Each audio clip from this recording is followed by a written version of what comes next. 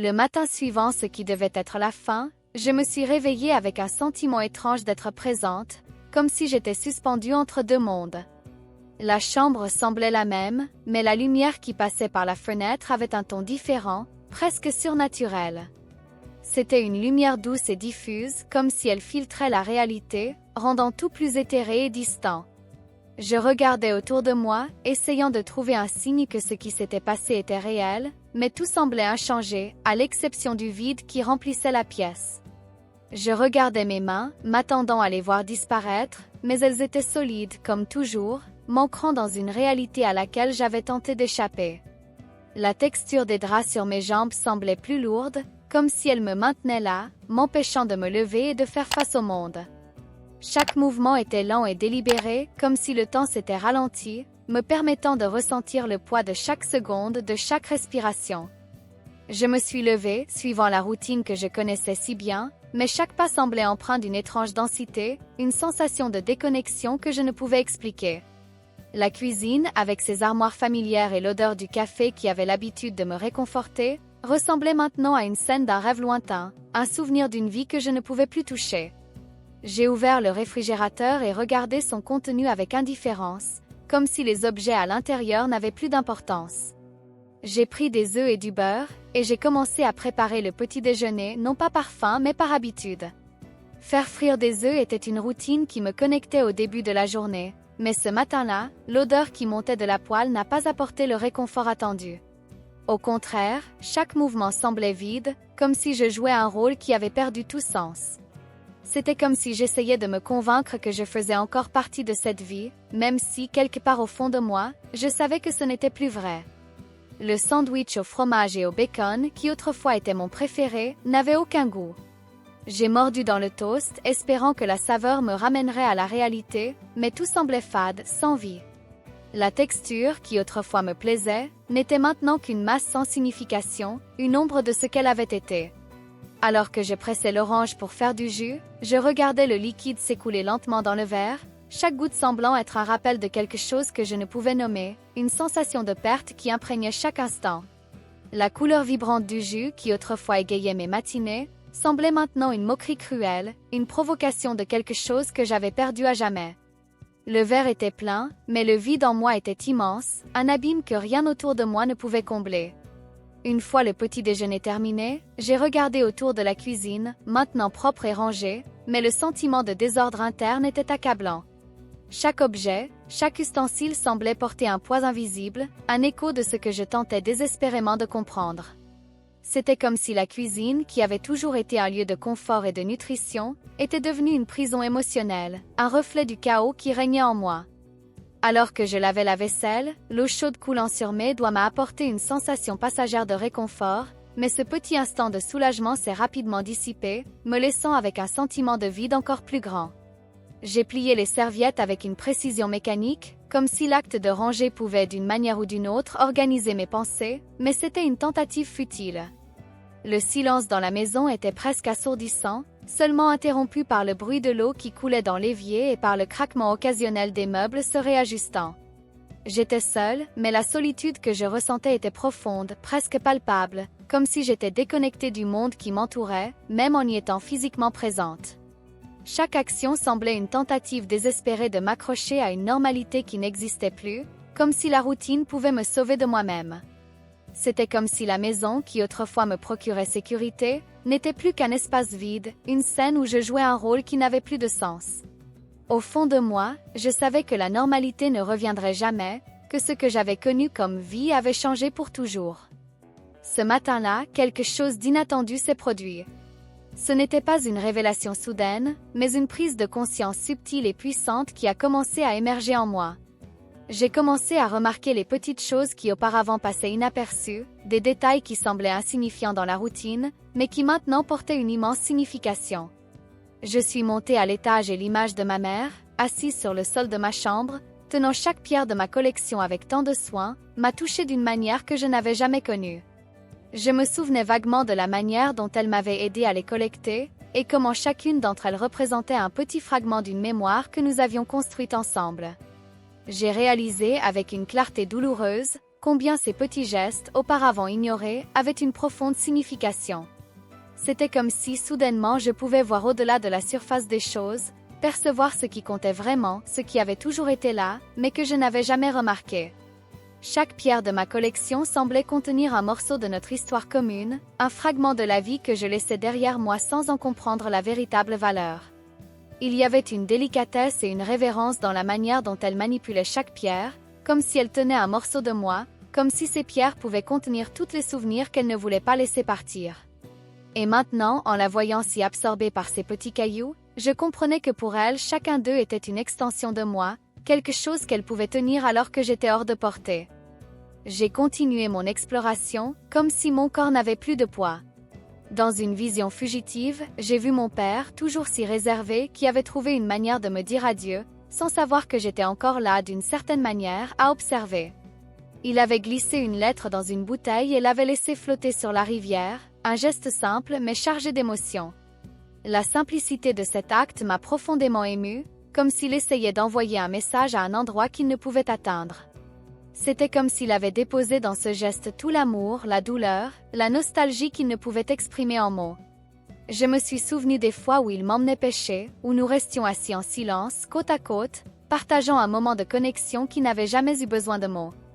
Maintenant, en le voyant lancer cette bouteille dans la rivière, je réalisais qu'il essayait de maintenir cette connexion, même s'il ne savait pas comment. Mon frère, qui un jour croyait encore aux contes de fées, était maintenant à l'école, essayant de croire que j'étais toujours quelque part près de lui. La douleur dans ses yeux, la lutte pour maintenir sa foi en quelque chose au-delà de la réalité visible, m'a affecté d'une manière que je n'avais jamais perçue auparavant. Chaque geste, chaque mot non dit, portait un poids que je n'aurais jamais imaginé. Voir mon père et mon frère lutter contre leur douleur silencieuse m'a fait réaliser la profondeur de l'impact que mon absence avait sur eux. Ces personnes qui avaient toujours été à mes côtés, qui m'avaient aimé inconditionnellement, étaient maintenant perdues, essayant de donner un sens à un monde où je n'existais plus. Les heures passaient, et j'essayais toujours de comprendre tout ce qui se passait. Plus tard, je suis sortie pour promener le chien, cherchant un peu de réconfort dans la familiarité de notre routine, mais tout semblait différent. Les rues familières, qui autrefois m'apportaient du réconfort, semblaient maintenant étranges, comme si chaque son et chaque odeur portaient des significations cachées. Le chien, fidèle comme toujours, ne savait pas que je n'étais plus là de la même manière. Lorsqu'il est revenu après avoir cherché le bâton, j'ai remarqué la confusion dans ses yeux en ne me trouvant pas là, prête à jouer. Une profonde tristesse m'a envahi lorsque j'ai réalisé que même l'animal ressentait mon absence.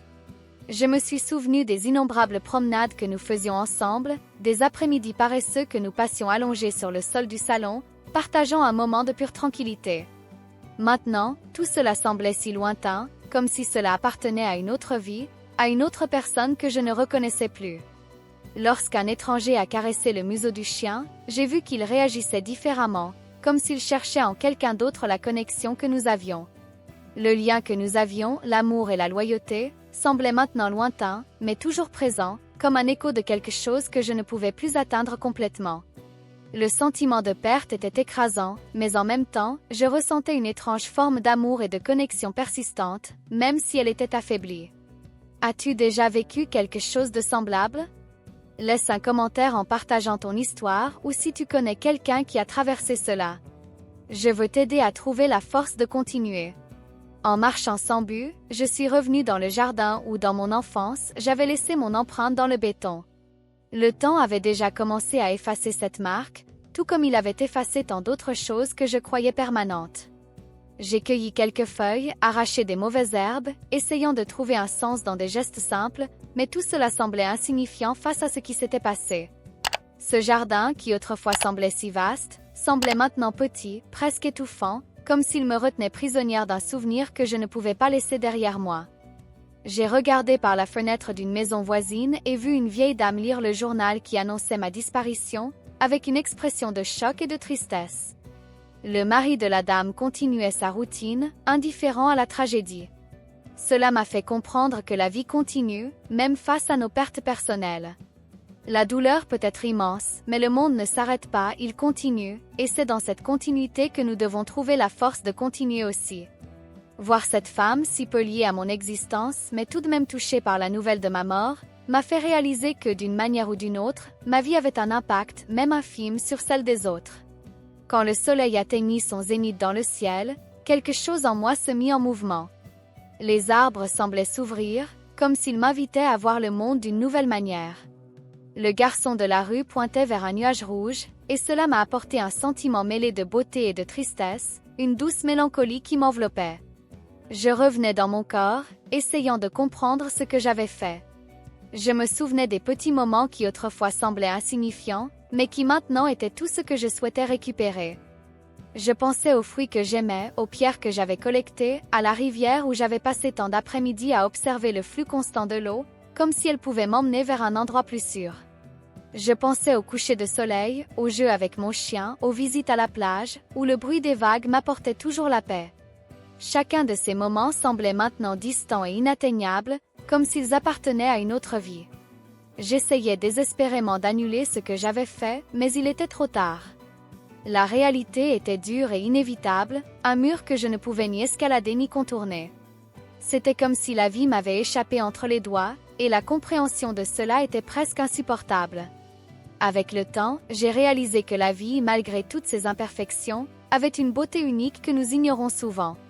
Dans cet instant de clarté, j'ai compris que ce qui semblait être la fin était en réalité le début d'une nouvelle façon de voir le monde. La véritable beauté de la vie réside dans les petites choses, dans les connexions, dans les moments qui ne reviendront jamais, mais qui laissent une marque indélébile dans notre âme. Si j'avais une deuxième chance, je chérirais chaque instant de toutes mes forces, voyant la valeur de ce qui auparavant semblait banal. J'ai compris de manière douloureuse que la vie est éphémère, et que chaque moment, aussi insignifiant qu'il puisse paraître, a une valeur inestimable. Nous arrivons au moment crucial de l'histoire, mais avant de continuer, si cette vidéo t'aide à réfléchir, laisse un like. C'est très important pour que YouTube continue à montrer notre contenu et que nous puissions aider plus de personnes. Cependant, l'angoisse de savoir que je ne pourrais pas revenir en arrière était écrasante, un poids qui devenait de plus en plus lourd chaque seconde.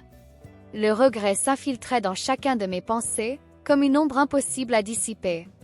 Je pensais aux conversations que je n'avais jamais eues, aux mots que je n'avais jamais prononcés, aux occasions que j'avais laissées passer.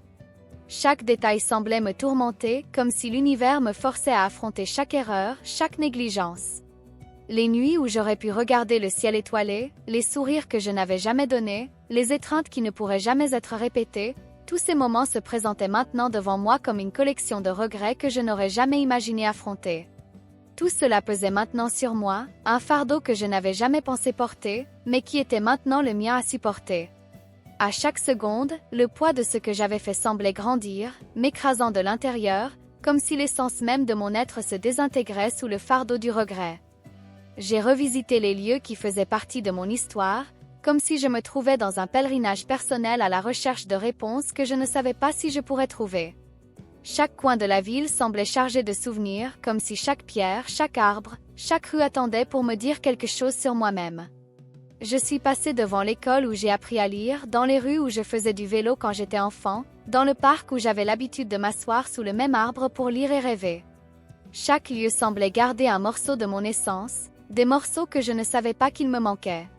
L'arbre dans le parc, avec ses feuilles qui se balançaient doucement au vent, semblait chuchoter des secrets anciens, des souvenirs que j'avais oubliés.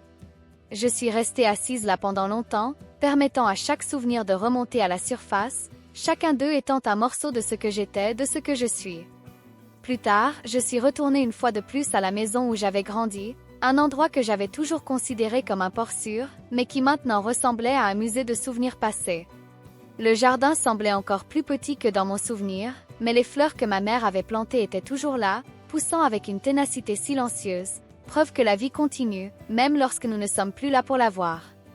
Je suis restée là, regardant la maison, imaginant les rires, les disputes, les anniversaires et les jours ordinaires qui s'étaient déroulés dans ces murs, chacun de ces moments me paraissant maintenant si lointain.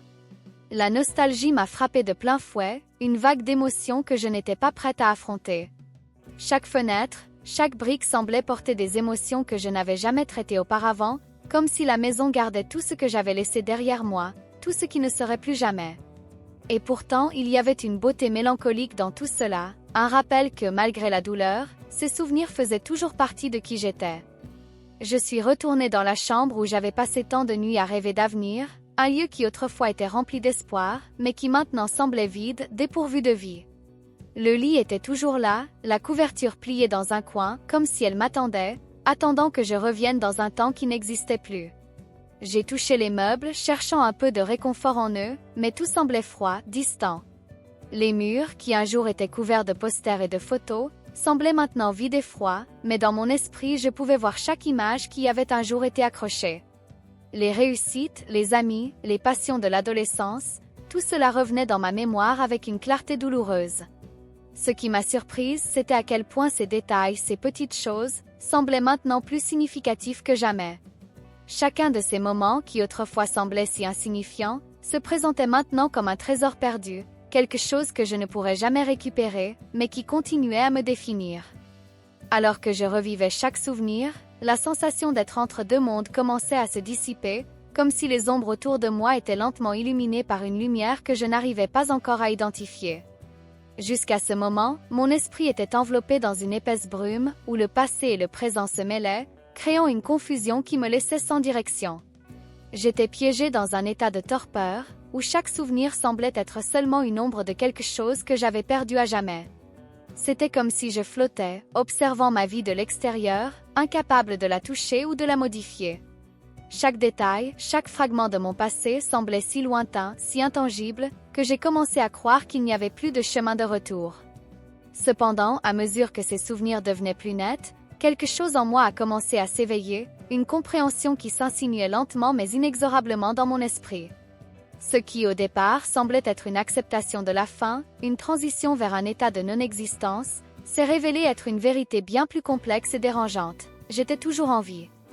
La tentative de fuir, de mettre fin à tout, n'avait pas réussi, et cette réalité s'imposait maintenant à moi de manière inéluctable.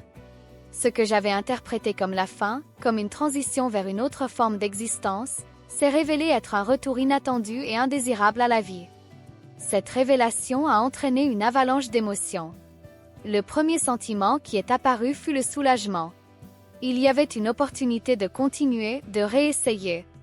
La vie, malgré tout, m'offrait encore une nouvelle chance. Mais ce soulagement a rapidement été éclipsé par une peur profonde et paralysante. Je devais maintenant affronter non seulement les raisons qui m'avaient poussé à prendre cette décision, mais aussi les conséquences de l'avoir échoué. La tentative de fuite s'était transformée en une confrontation directe avec tout ce que je craignais et évitais. Et au lieu de trouver la paix que je cherchais, je me retrouvais de retour au point de départ, mais avec un fardeau encore plus lourd à porter. Mon esprit a commencé à tourner dans un tourbillon de pensées et de sentiments qui semblaient m'étouffer. J'étais piégé dans un cycle de regrets et de peur, revivant chaque choix, chaque moment qui m'avait conduit à prendre cette décision fatidique. Le poids de l'échec de ma tentative me frappait avec force, non seulement l'échec de quitter ce monde, mais aussi l'échec de gérer la vie. Et maintenant, au lieu d'une évasion, je me retrouvais face à une responsabilité encore plus grande. Je savais que je ne pouvais pas simplement reprendre là où j'avais laissé. Il y avait un besoin urgent de trouver un nouveau chemin, de comprendre ce que cette deuxième chance signifiait et comment je pouvais l'utiliser pour donner un sens à mon existence. Alors que ces émotions s'intensifiaient, j'ai commencé à sentir une pression croissante en moi, comme si j'étais sur le point d'exploser. C'était un mélange de désespoir et de besoin d'action, une urgence que je ne pouvais pas clairement définir, mais qui exigeait une réponse. Je devais trouver un moyen de libérer cette énergie, de donner une issue à ce qui s'accumulait en moi, avant que cela ne me consume complètement. J'étais au bord de l'effondrement, sentant que si je ne trouvais pas un moyen d'exprimer ce que je ressentais, je ne serais pas capable de supporter le poids de tout cela. Puis, au milieu de cette confusion, mes sens sont revenus à la pleine conscience. Maintenant plus calme, avec ma respiration revenant à la normale, mais encore rapide, confuse et avec quelque chose de très intense emprisonné en moi, j'ai regardé autour de moi et remarqué ma chambre. Chaque petit détail était encore là, exactement comme je l'avais laissé. La clarté que j'avais reçue une deuxième chance a commencé à émerger. J'ai réalisé que je devais faire quelque chose pour essayer d'organiser mes pensées, pour trouver un sens au milieu du chaos qui me dominait. Écrire semblait être le seul moyen de mettre un peu d'ordre dans le tumulte intérieur que je vivais. C'était comme si une voix intérieure, presque imperceptible au début, commençait à prendre de l'ampleur, me disant que je devais tout noter, coucher sur le papier tout ce qui se passait en moi. Avant de commencer à écrire, j'ai ressenti un moment d'hésitation, la peur de confronter mes émotions de manière si directe. Mais en même temps, je savais que c'était la seule façon d'éviter d'être submergée par elles. Je me sentais comme un barrage sur le point de céder, avec les eaux turbulentes de mes émotions frappant violemment contre les parois. Chaque pensée, chaque souvenir, chaque peur semblait s'accumuler, pressant de l'intérieur vers l'extérieur, exigeant une libération. C'était une sensation d'être au bord de quelque chose d'immense, quelque chose que je ne savais pas si je pouvais contrôler, mais que je devais affronter. Je savais qu'il n'y avait pas d'autre choix. C'était le moment d'agir, d'affronter tout cela de front, même si cela signifiait plonger dans les profondeurs de mes émotions les plus sombres. Avec la respiration accélérée et les mains tremblantes, je me suis finalement levée et je cherchais de quoi écrire. C'était comme si, en prenant cette décision, j'avais fait le premier pas pour reprendre le contrôle, pour me reconnecter à la vie d'une manière que je ne comprenais pas encore complètement, mais qui semblait absolument nécessaire. La décision de commencer à écrire était le premier acte d'affrontement, le premier mouvement vers une nouvelle réalité que je savais devoir construire à partir de ce moment. Écrire était la manière que j'avais trouvée pour traiter toutes ces émotions, pour mettre en ordre le chaos intérieur qui semblait impossible à organiser. J'ai pris un vieux carnet que je gardais encore dans le tiroir, et j'ai commencé à écrire. Chaque mot semblait transférer un morceau de la douleur sur le papier, soulageant, ne serait-ce qu'un peu, le poids dans mon cœur. J'ai écrit sur les rêves que j'avais eus, sur ceux que j'avais abandonnés, sur les peurs que j'avais affrontées et les batailles que j'avais perdues. Chaque page semblait absorber une partie de ma douleur, et peu à peu, j'ai commencé à réaliser que bien que le passé ne puisse être changé, je pouvais encore lui donner un nouveau sens. Les mots coulaient comme un fleuve, et dans chaque phrase, je trouvais une partie de moi qui avait été oubliée ou perdue. L'acte d'écrire est devenu un pont vers mon passé, me permettant de revisiter chaque moment et de lui donner un nouveau sens. Cet écrit n'est pas seulement devenu une forme de guérison, mais aussi un moyen de communication. À travers lui, j'ai commencé à me reconnecter au monde, à comprendre que malgré tout, il y avait encore quelque chose pour lequel il valait la peine de vivre. En relisant mes mots, j'ai réalisé que là, entre les lignes, se trouvait la clé d'une nouvelle vie. Les expériences qui un jour avaient été ma ruine pouvaient maintenant devenir ma force. Et ainsi, l'écriture ne m'a pas seulement permis de traiter la douleur, mais aussi de trouver un nouveau but.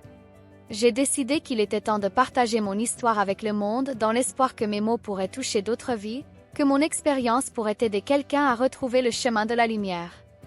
Savais-tu que l'écriture peut être un puissant outil de guérison? Laisse un commentaire si tu as déjà utilisé l'écriture pour traiter tes sentiments ou si tu souhaites essayer. Parlons-en. L'écriture est devenue une habitude pour moi, un pont vers la compréhension de chaque émotion que je ressentais, vers la valeur de chaque seconde de la vie, vers l'amour de chaque personne autour de moi. Cela a culminé dans la publication d'un livre sur cette expérience. Publier le livre a été un acte de courage mais aussi d'espoir. Les premières réactions ont été de la surprise, autant de la part de personnes que je connaissais que d'inconnus. Cependant, bientôt, les messages de soutien ont commencé à arriver, de personnes qui avaient trouvé du réconfort dans mes mots. L'un de ces messages en particulier m'a profondément touchée. Une femme m'a écrit en disant qu'après avoir lu le livre, elle avait trouvé la force de chercher de l'aide, quelque chose qu'elle repoussait depuis des années. J'ai réalisé que, d'une manière ou d'une autre, mon histoire se connectait avec celle d'autres personnes et que ma souffrance, en la partageant, aidait à alléger celle des autres. Cela m'a donné une nouvelle perspective sur le pouvoir des mots et sur la manière dont ils peuvent devenir une source de guérison, autant pour celui qui écrit que pour celui qui lit. À partir de ce moment-là, ma vie a pris une nouvelle direction. J'ai commencé à être invitée à des interviews, des événements et des conférences. Chaque nouvelle expérience était une opportunité d'étendre mon message, d'atteindre plus de personnes. Au début, l'idée de m'exposer publiquement me rendait nerveuse, mais à mesure que les histoires de dépassement me parvenaient, j'ai compris que c'était exactement ce que je devais faire. Lors de l'une de ces interviews, en direct dans une émission de radio, une auditrice a appelé. Avec une voix tremblante, elle a dit qu'elle était au bord du désespoir, mais que mon histoire lui avait donné de l'espoir. C'était la confirmation que j'étais sur la bonne voie. Au fil du temps, j'ai commencé à organiser des groupes de soutien, à la fois en présentiel et en ligne, où des personnes dans des situations similaires pouvaient partager leurs histoires et trouver du réconfort les unes auprès des autres. Ces groupes sont devenus une partie essentielle de mon parcours. Ils offraient non seulement un espace sûr pour que les autres puissent exprimer leurs émotions, mais ils me donnaient aussi un sens et une connexion. Chaque session était une nouvelle opportunité de voir le pouvoir transformateur de l'empathie et du soutien mutuel. À travers ces interactions, j'ai autant appris que j'ai enseigné, et chaque rencontre renforçait ma croyance en la puissance de la communauté. Pendant cette période, j'ai également approfondi mes pratiques de soins personnels, quelque chose que j'avais négligé auparavant. J'ai compris que, pour continuer à aider les autres, je devais d'abord prendre soin de moi. La méditation est devenue une pratique quotidienne, tout comme le temps que je passais dans la nature. Ces pratiques m'ont non seulement aidé à maintenir mon esprit et mon corps en bonne santé, mais elles m'ont aussi offert des moments d'introspection essentiels à ma croissance personnelle. J'ai appris que les soins personnels ne sont pas un luxe, mais une nécessité fondamentale pour vivre pleinement. En consacrant du temps à moi-même, j'ai réalisé que je pouvais donner plus aux autres, être une meilleure version de moi-même, autant pour moi que pour ceux qui m'entouraient. Les voyages sont également devenus une partie de ma nouvelle vie. Participer à des conférences et à des ateliers dans différentes villes et pays m'a permis d'élargir mon réseau de contacts et d'apprendre des expériences des autres. Chaque voyage était une nouvelle opportunité de grandir, et chaque personne que je rencontrais apportait avec elle une nouvelle perspective, une nouvelle leçon. Lors d'un de ces voyages, j'ai rencontré Laura, une femme dont l'histoire de perte et de dépassement reflétait la mienne d'une manière que je n'attendais pas. Notre connexion a été immédiate, et notre amitié est devenue une source de soutien et d'inspiration mutuelle. À travers Laura, j'ai appris la valeur inestimable des connexions humaines, surtout celles qui se forment au milieu de l'adversité. J'ai réalisé qu'il y avait d'autres façons par lesquelles je pouvais encore plus apprécier la vie. L'une de ces façons était le contact avec la nature. J'ai commencé à chercher des moments de solitude en plein air, à marcher sur des sentiers, à sentir la terre sous mes pieds, à respirer l'air frais des montagnes. La connexion avec la nature m'a apporté une paix que je ne trouvais nulle part ailleurs. Le simple fait d'être entouré d'arbres, d'écouter le chant des oiseaux, de voir le lever du soleil sur un champ silencieux m'a fait comprendre à quel point j'étais petite face à l'immensité du monde, mais en même temps, cela m'a fait sentir que je faisais partie de quelque chose de plus grand. Chaque promenade était une opportunité de méditation, de trouver des réponses en moi-même, de me connecter avec l'énergie vitale qui imprègne toutes les choses. J'ai également commencé à apprécier et à me plonger dans l'univers culinaire. Cuisiner est devenu une manière d'exprimer l'amour, non seulement pour les autres, mais aussi pour moi-même. J'ai découvert que préparer un repas avec attention et soin était une manière de prendre soin de mon corps et de mon âme. J'ai commencé à expérimenter de nouvelles recettes, à explorer des saveurs et des ingrédients qui auparavant ne m'intéressaient pas. La cuisine, qui autrefois était un lieu de routine, est devenue un espace de créativité, où je pouvais me reconnecter avec le plaisir de créer quelque chose à partir de rien. Le simple fait de cuisiner m'offrait des moments de pleine présence, où j'oubliais les soucis et me concentrais uniquement sur le moment présent. Et en partageant ces repas avec des amis et la famille, je me rendais compte à quel point la nourriture avait le pouvoir de rassembler les gens, de créer des souvenirs, d'apporter du réconfort dans les moments difficiles. La musique a également repris une place importante dans ma vie. Il fut un temps où j'écoutais de la musique uniquement en fond sonore, mais maintenant, elle est devenue une compagne constante, une forme de thérapie. J'ai commencé à prendre le temps d'écouter vraiment les paroles, de ressentir les mélodies, de laisser la musique m'envelopper et m'emmener dans des endroits en moi que j'avais oubliés. Jouer d'un instrument, chanter ou simplement écouter une chanson qui résonnait avec mes sentiments était une façon de me reconnecter avec mes émotions, de donner une voix à ce qui restait souvent caché. La musique est devenue une alliée dans mon parcours de guérison, m'aidant à exprimer ce que les mots seuls ne pouvaient pas. Ce qui a pris une grande importance dans ma vie, c'est aussi le bénévolat. Consacrer mon temps et mon énergie pour aider les autres m'a apporté une nouvelle perspective sur ce qui compte vraiment. Allier mon travail avec les groupes de soutien à mon engagement dans des projets communautaires, visiter des refuges, donner de mon temps pour des causes en lesquelles je croyais, m'a fait réaliser que malgré mes propres douleurs, j'avais la capacité de faire une différence dans la vie des autres. L'acte de servir ne m'a pas seulement permis de cesser de me concentrer constamment sur moi-même, mais il m'a aussi donné un sens à ma vie. Chaque sourire que je voyais, chaque remerciement que je recevais, était un rappel que la vie a beaucoup à offrir, à condition que nous soyons prêts à donner un peu de nous-mêmes. Enfin, j'ai redécouvert la valeur de la lecture. Plonger dans des livres, dans des histoires qui me transportaient dans d'autres mondes, était une façon de m'évader mais aussi d'apprendre. Les livres m'offraient de nouvelles perspectives, me présentaient des idées et des cultures que je n'avais jamais explorées. La lecture me permettait de voyager sans quitter ma place, me faisait réfléchir à ma propre vie et à mes choix. C'était une manière de trouver des réponses, de comprendre que, malgré les difficultés, la vie est un voyage plein de possibilités. Chaque livre que je lisais était comme un nouvel ami, une nouvelle aventure, une nouvelle chance de grandir personnellement. En parallèle de tous ces changements de vie, j'ai continué à écrire. Le succès du premier livre m'a motivé à en entamer un second, cette fois en me concentrant sur les leçons apprises après la publication du premier. Ce nouveau projet n'était pas seulement une continuation de mon histoire, mais une exploration plus profonde de la manière dont les adversités peuvent nous transformer de façon inattendue. En travaillant sur ce deuxième livre, je me suis confrontée à de nouveaux défis, mais aussi à de nouvelles découvertes sur moi-même et sur la vie. L'écriture est devenue non seulement un outil d'expression personnelle, mais aussi un processus de découverte continue de moi-même. Chaque nouvelle page écrite était une aventure en soi, une plongée dans des parties de moi que je n'avais pas encore entièrement explorées. Ces pratiques, chacune à leur manière, m'ont aidé à apprécier davantage la vie. Elles m'ont appris que, même dans les moments les plus difficiles, il y a toujours quelque chose pour lequel il vaut la peine de vivre. La vie, avec toutes ses douleurs et ses défis, est aussi pleine de beauté, de joie, de moments qui, si nous les acceptons, peuvent nous transformer et nous rendre plus forts.